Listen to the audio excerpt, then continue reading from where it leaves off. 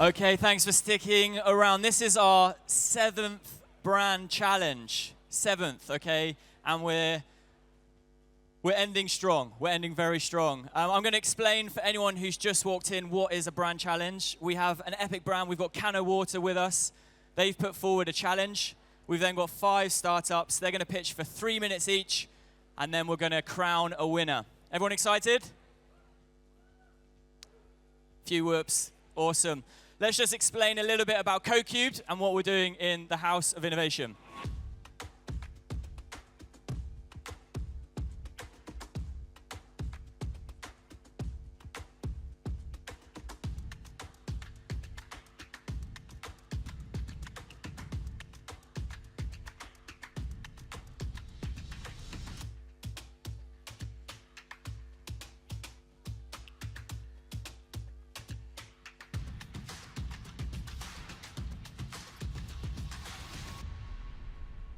Boom, let's go. So that's us. We help the world's biggest brands to connect and partner with startups. If you are interested, do head next door. We've got 20 of the freshest mad tech and ad tech companies for you to check out. If you are interested, we can also help you to go to your dream gig. So if you're interested in speed dating one of our startups, we'll enter you into the chance to win a dream gig in one of these locations. We'll do all of your travel, all of your expenses covered with CoCubed, thanks to Next Destination Loyalty. But that's not the main part of the show. We're here for the brand challenge, aren't we? I can see, yeah, you're ready for it. So let's bring up Josh, who's going to explain a little bit more about the challenge and Cano Water. Hello, hello. Josh, welcome. Thank you. How are you doing? Very good. How are you? Good. Tell us a bit about... I've written it on my phone. How Perfect. professional. Perfect. Hi, everyone. I'm Josh White, the co-founder and CEO of Cano Water. At Cano Water, we've always believed in doing things differently, from being the first to put water in a can to leading the conversation around sustainability without the greenwashing. We've built a brand that stands for honesty, disruption, and culture, but the world is changing fast. The market is flooded with new entrants claiming to care about the planet, and many are backed by deep pockets, slick marketing, or influencer hype. So our challenge is simple but significant. In a saturated space, how does Cano continue to stand out, cut through, and keep setting the standard? This is more than just a branding exercise. It's about protecting what makes us unique while pushing ourselves to evolve. We're not interested in playing it safe. We're looking for bold ideas, fresh thinking, and new ways to stay ahead without losing our identity. We're excited to see what each of you brings to the table and can't wait to be inspired by your creativity and ambition. Thank you. Thanks, Josh. Okay, well, take a seat. Josh will be judging with Joe. I think what is resonating there is the challenge of how to stand out in this crowded market. And we have 5 really fascinating solutions to bring. What's going to happen is they're going to pitch for 3 minutes, and then we've got a chance to hear from our panel. But first up, are we excited for our first startup? We have Max from Azoma. So Max, over to you.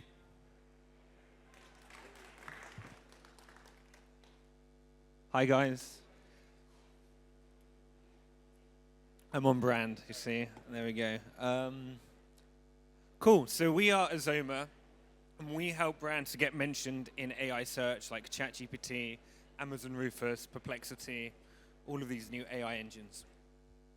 So we are today in a similar inflection point in the early 2000s when Google went from having 10% of Yahoo's search volume to 10x it over a couple of years.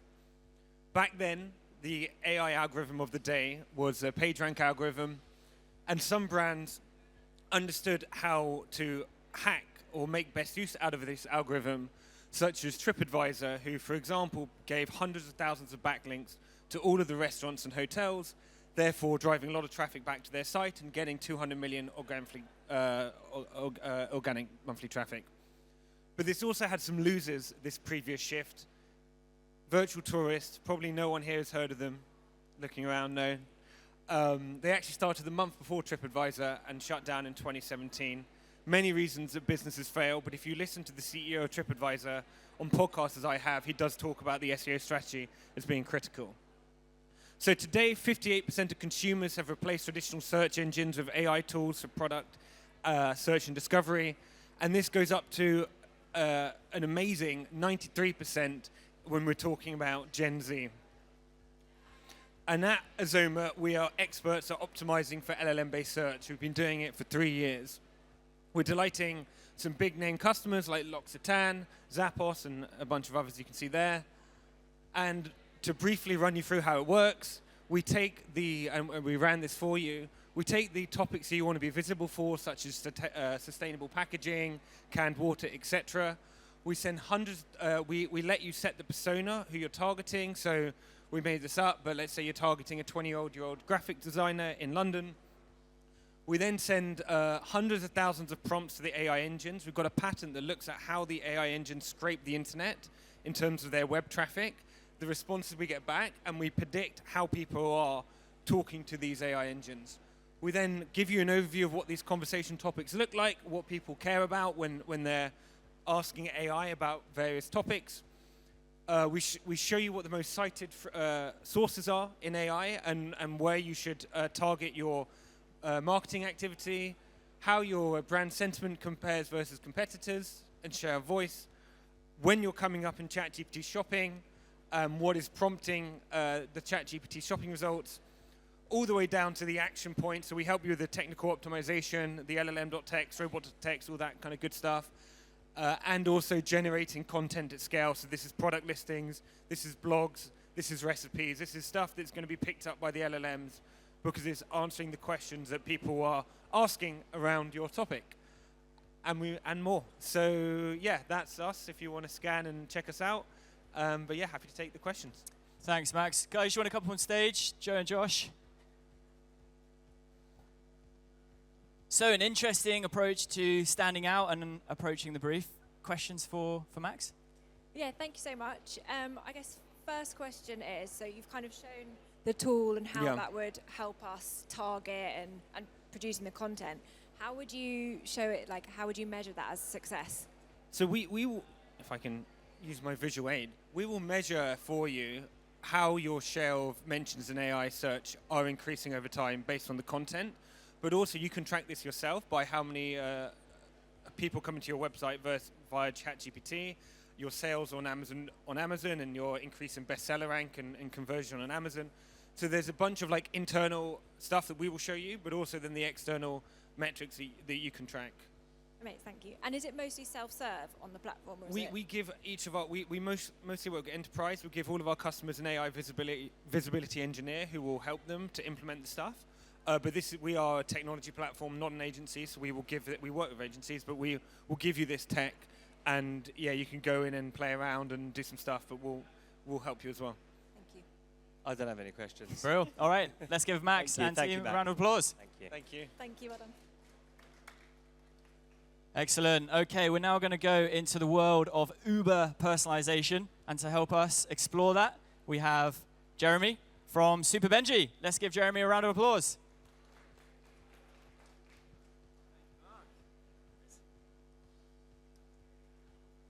All right, good morning. There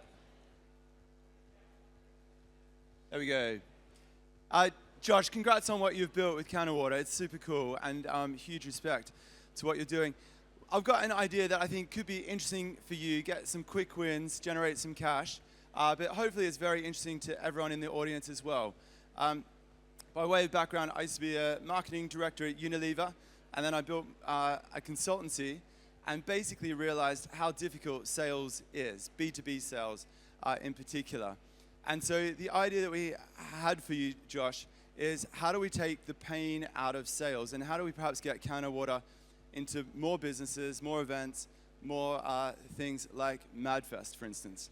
I know from my time at Unilever and my time as a consultant, sales sucks, especially top of the funnel sales. It's hard work, it's tedious, and it's hard to get much of a result. So what we've done is built a tool called Super Benji, and it's working phenomenally well. The big challenge for Cano Water, if you're going to go big into B2B, is your cost of acquisition. And that's the same challenge for agencies and consultancies. And so what we're doing with the agencies and the consultancies that we're working with is we're slashing their cost per lead, we're driving their growth, and we're helping their sales team operate a little bit happier. If you want to try it out, if you scan the QR code, you'll get yourself a free lead and you can see exactly what Benji does for you. There's lots of propaganda at the show around Rory Sutherland, so to add to that, Rory loves it too. So do try that out. Here's how it works. Every month we'd find you 300 prospects that we think could be interesting for Cano Water. We research each one of those just like a very good sales team would. So Benji will read their blogs, listen to their podcasts, check out their LinkedIn, Google the company, find out why would they need you or your product or service, and then he sends them automatically ultra-personalized messages through LinkedIn and through email.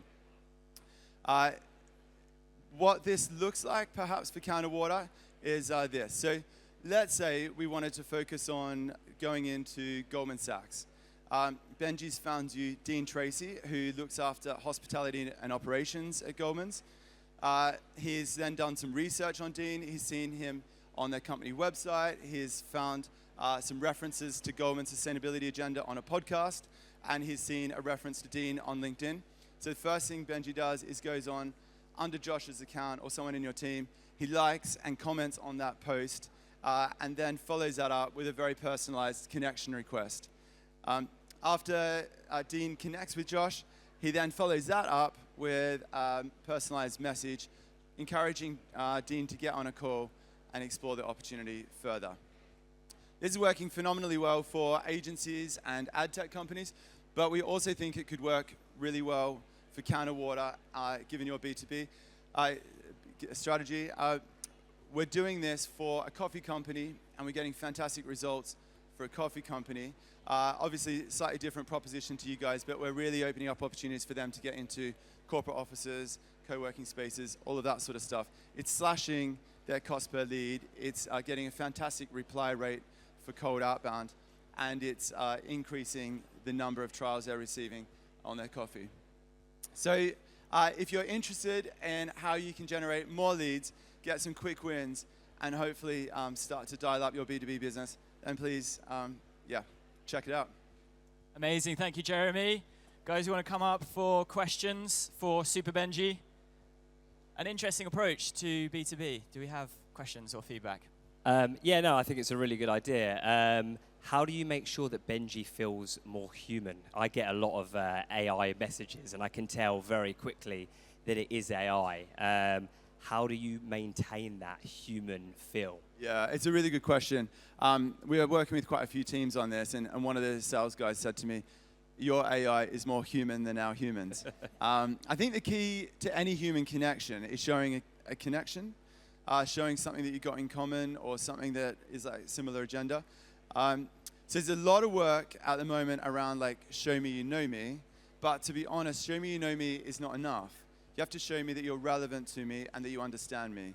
And so that's why Benji's taking in a huge amount of data from podcasts, blogs, LinkedIn, Google searches, over 18 different APIs that we're pulling in, even getting content behind paywalls to help you get very personalized connections that hopefully show people that you're human. The other thing we do is when you do get a positive reply, is we'll send you a briefing pack, and we'll say, here's a podcast you've listened to, here's a blog you've read, here's everything you need to take that conversation forward. So when you do get on the call, it's not a cold call. The first thing you say is, I've been a huge fan of Goldman's sustainability ambitions, and I noticed you're making great progress. You know, like carry on the conversation that you had in the email. So, cool. Just a quick one. So obviously it does a lot in terms of scouring to make sure it's personalized to the recipient. How do you make sure that it's very on Cano Water brand and sounds like, for example, if it's coming from Josh, that it sounds like it's from Josh and not from another AI bot or something. Yeah, I think the magic that you guys have is your tone of voice and your uniqueness in the market. So if we can help you dial that up, then that's key. But what we do very practically is we have a 1-hour call with you just to go through tone of voice, making sure we're getting that right. We send you loads of example messages so you can see that. If you're not happy, we'll get on another call until you are happy, basically. But getting your tone and distilling that is absolutely key to the success. Yeah. Cool. Thank you. Thank you. Cool. Thank you, Jeremy. Perfect. Okay, 2 down, 3 to go. We have up next Texture and Double Act to bring us home. Over to you guys.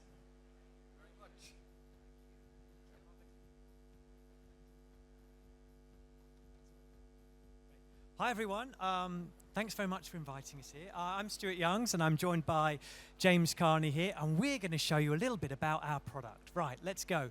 So we're Texture AI, and we've built a platform that allows you to use cognitive science and natural language processing to create optimized messaging. And we think we can help Cano Water stand out and stay ahead. Let's go. So now, normally what we do is we train our data sets on your historic data. And obviously for this pitch, we couldn't do that. So we went ferreting. And we found on Reddit there, the Hydro Homies section. And we took the top 10,000 most upvoted posts from Hydro Homies and trained a model on the language of water. So essentially, we built the lexicon of water from over 1 million people on that subreddit. And what we found was actually quite interesting. So our technology allows you to sort of at a forensic level understand what language is really connecting with your audience. And so here is the easiest of the ones to understand, the words that are really driving performance. Now we can go into much greater detail than that. This is sort of the surface level. We can tell you what emotions are driving particular sorts of text. We can tell you how something called lexical diversity, the sort of size of words that are really connecting. We can tell you even what senses your brand language is actually connecting to and whether they're the right ones that you want to connect with. And we can use this insight to then almost brief a ChatGPT or a large language model. And what we found when we put that into our engine was that actually still drinking water out of plastic, major red flag, to that particular Hydro Homies group actually had a 31.21% chance of connecting with that audience. Then we used our technology as a lens by which the LLM wrote a new ad, and we got this one back. Cano Water, the sparkling beverage that brings water back to the front of refreshing choices. Just one sip, and you'll realize it's the only drink you need. Now, it may well not be in the right tone of voice, but with the right data, we could certainly write that ad in a tone of voice, and you would get a predictive outcome of how that language, whether it's a search ad, whether it's an email header, whatever it is, how that's going to connect with the audience that you want to connect with. So it's a really powerful tool. So that gives you an idea of sort of, how to write for a particular audience. Then James is going to tell you sort of a bit more about the audience. So we have Hydro Homies, people who are interested in water, people who talk about water, people for whom this is an abiding theme of their cognitive landscape. What else do these people think about? What else do they do? They are your audience. They are the people that you have to land with. And if you look across their profile, on Reddit in this case, we backtracked all of their other interests, all of the other posts, and we clustered it and we figured out what these people look like. These are what Hydro Homies are into. Belonging community, visual media and pop culture, niche or named entities, info and advice seeking, lifestyle and practical topics, animals, play and hobbies. These 330,000 subreddits clustered into these 8 groups that give you that sense of what it is that a Hydro Homie does when they are online. This is their digital footprint. This is what the person who is interested in water and hydration does when they are in front of a screen. And from that, you can then use various statistical methods to infer what the cognitive profile of that person is. And you can see here that if you take the big 5 personality factors, which are conscientiousness, openness, neuroticism, agreeableness, and extroversion, and you superimpose the Hydro Homies estimated personality profile on top of the UK mean, you see that there are quite significant differences. So your typical Hydro Homies Redditor is more conscientious than the average UK citizen. They are higher on openness. They want new experiences. They want to experience the world in ways they haven't before. They are lower on neuroticism. They don't engage in negative thoughts. They don't engage in disputes about nothing at all. They're interestingly lower also on agreeableness, probably because they're concerned environmentally and are prepared to disagree with people on the basis of their values. And interestingly too, they're slightly lower on extroversion. That might be because they spend their time on a subreddit devoted to hydration. But yeah, that is what we have, and we can do this for language, and we can also do it for image data as well too. And yeah, that's us. That's Texture. Thank you.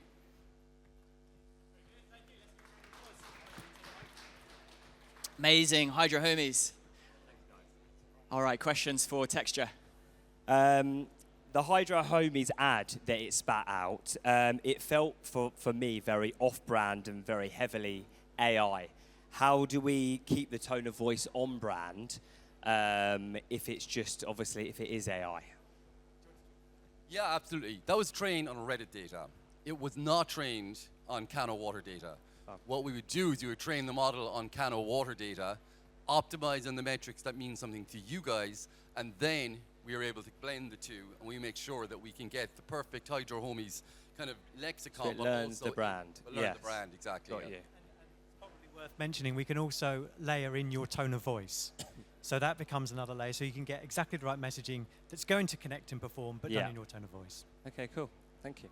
Slightly connected question, but I guess if you're training it based on what people are talking about and how they're talking in the language that they're using, even if you still sort of train it on Cano Water, how do you make sure that it doesn't sound like every other water brand that's trying to say the same words or the same buzz language, etc.? How do you make sure that it stays completely unique? Yeah, it's a technical answer, but what you do is you upweight the Cano Water brand tone of voice so that it's worth more when the model is training. So basically anything that you want to see emphasized in the model that is distinctive to your voice, that is in your kind of sociolect, that can be up-weighted on the model so that reproduces that as its first priority. Cool. Perfect. Thank you very much. Thanks, guys. All right, thanks both. Perfect. Okay, we have two more. And we're going to focus now on location. So to help us do that, we have Lakala. Let's give it up for Lakala. I like the reference. I do personally watch location. So thank you for the last talk of today. So I'm Caroline. I'm managing the UK activity for Locala, and we are a location-based advertising platform that helps you to stay top of mind, helps you understand where your consumers are so you can remain locally relevant and really target the consumers in the most efficient way. And we do that by really understanding who your consumers are, where they're located, and address your messages in the most relevant areas at the right place and the right time. So we do that by combining a variety of data signal from cross-visitation, purchase behavior, brand affinity, where your consumers are located. And what we really want to help you understand is, yes, audience is important. So I know you sponsored the event this year, so we could retarget all of the users that have been exposed to the advertising campaign to really re-engage them and remain top of mind. We can look at B2B audiences located in a workspace, and we know Cano Water are available, so it could be really interesting to just target that audience. And really what we do is we leverage all of the location data in our platform to really map out at nationwide level or globally where your audience is located. We can also overlay sales data if you wanted to have that insight as well, to really combine where your audience is, where sales data translate. And then once we do that, we can start drilling down into where audience is located, how to target them at a local level. So in that case, I took, and I'm going to try to pronounce it with a French accent, but Buckinghamshire, Cambridgeshire, to really start zooming out at a national level. It was a little bit less representative to just see the map. But you can see how we can easily refine the targeting to really only select the area where we see your target audience. We can overlay omni-channel activities, so mobile, desktop, DOH, CTV, and really addressing your consumers in the right way. And then we optimize all of the channel towards your key KPI, whether it is engagement in ad or driving consumers to purchase in the cafe, in the workspace, in Vauxhall, or for next year for MadFest. And in terms of creative, so we had a bit of technical difficulties. sorry for the noise, but we can really have an engaging digital outdoor creative.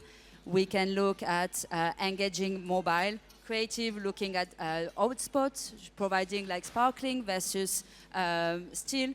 And sorry, this one is not playing. You should have access. And it's also a desktop activation to really be cohesive throughout your activation. Oh, and here we go. And the best part of being able to activate omnichannel at a hyperlocal level is to also being able to measure the efficiency, because attention, viewability is important, but do people go into your stores, your retailer stores? Do they purchase your product? And we can also run brand lift study to understand the impact of each of the channel in terms of branding and brand perception and brand recall.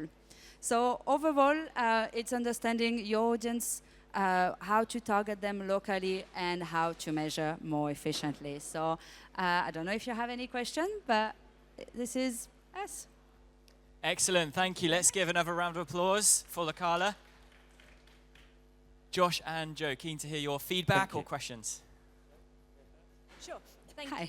Hi, just on the creative section, is the creative at all informed by the location? Like, is it having separate creative for different locations, or is it unconnected and then? Yeah. In an ideal world, we want it to be connected. So we look at the media mix. We have a team of designers in-house that will recommend what works best, and we tailor at a local level. So if you want to drive consumers to a grocery store or a large chain, you don't have the same approach that if you go to a local. So we tailor based on that. It's also depending on the creative asset that you have available, but we try to really tailor it based on what's available. Yeah. I mean, no, just for me, it's the question is, how is this unique to Cano Water?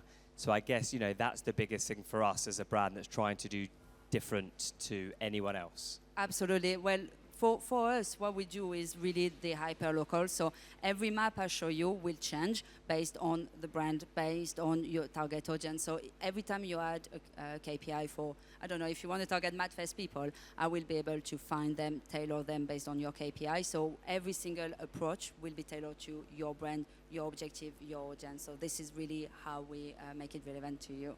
Cool. Yeah. Thank you. Thank you. Brill, thank you. Thank you very much. Thank you, Locala. Okay, we're going to finish with our final presentation, and taking us into the world of video and AI, we have Alison. Alison.ai, over to you. Thank you. And that was a life-saving. It was like Tuesday was a nightmare. Thank you very much. Let's talk about Alison AI and how we're connecting between data and creative. I used to work at Meta for 12 years, and I used to work with hundreds of brands. And we always used to tell them that creative is the most important thing. And I want you to hear it from someone else from Meta. We don't have access. All right. So, okay. Never mind. The video was, and I'll send it later, is that what Meta is saying right now to everyone who works with them is that creative is the most important thing, even more than targeting. They mentioned in the video that you don't need thousands of data scientists, you just need a good creative. And you hear it from Google, and you hear it from TikTok, and actually Nielsen did a study, and they found that, that creative is indeed the most important thing, more than targeting, more than reach, even more than brand, and you've built a beautiful brand. And they went into digital marketing, and they measured weak creative versus average creative versus strong creative, and you can see that strong creative contributes to results more than media, more than brand, and I think this graph is mind-blowing. And eventually the big question is, what makes creative a strong creative? And this is where Alison gets in. And we want to understand what makes creative strong. And eventually this is what we do. We take creative and we break it into thousands of different elements, and we understand how each and every one of these elements is contributing to any media KPI possible. And then we can answer a question. For example, in your creative, should the can be open or closed? What do you think? I don't know. Data will tell us. And this is actually the granularity that we're going to. We can understand simple things like where the logo is placed, which colors you're using, text position, background, call to action text. By the way, you would be amazed by how moving the logo from right-hand side to the left-hand side or to the center makes a massive difference. Then we're going and analyzing things like around the product placement and how people consuming the product and what's the value proposition and what's the product colors and which elements are in the color or in the product. And then we're going into the story itself. Different character variation. Should you show a young female or an adult female? What's the character pose? Different social events, holidays, environment, testimonials. And then we're going to elements like structure, sound, transition pace. Is it fast? Is it slow? Scenes amount, extremely important. Duration, format. And then we're going even deeper to the more conceptual things like which concept, which atmosphere, what type of messaging, influencers. And this is like only a very partial list. We can understand thousands of different elements and correlate them with any media KPI. And eventually, our offer to you is to do bespoke analysis to your creatives and understand your world and your value proposition. And we can, again, automatically identify all of these elements. We can compare features and understand how they're behaving differently on each platform. What works for Google wouldn't work for TikTok and would work for Meta. So we can give you the recipe into what's working. We can understand how different features are engaging different audiences, different concepts, and different stages of the funnel. And we can also help you how to iterate the creative, what you need to change, and predict how each and every one of the changes will translate into media KPIs. We can do it for live creatives and also for pre-flight. And we can also do competitor analysis, see what are your competitors doing, and are you doing that, yes or no? And the outcome is understand consumers better and understand what will make them engage with your brand more, saving costs in creative production because you know what you need to include in the creative, fast to market because you don't need to waste time on A/B testing or learning phase. We have proven results in increasing ROAS. And again, we're bringing data-backed playbook for brands. It's not gut feeling, it's not A/B testing, it's data. So this is Alison. That's my LinkedIn if anyone want. We're working with a lot of brands in your area and with other leader brands, and we would love to work with you and return a favor for saving us from the heat. Yes. Thanks, Elad. Let's give a round of applause.